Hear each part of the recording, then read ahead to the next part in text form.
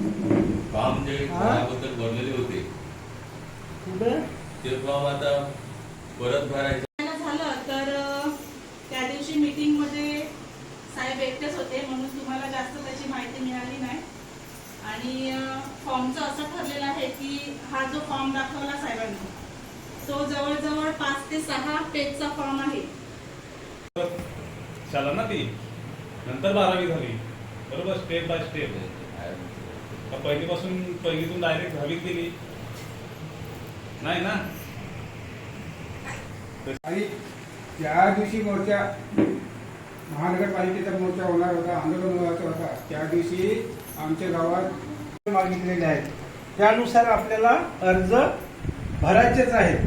ते आपण आधीचे भरलेले आहेत, त्याचा पण पाठपुरावा चालू आहे आणि हे अर्ज सुद्धा भरायचेच आहेत.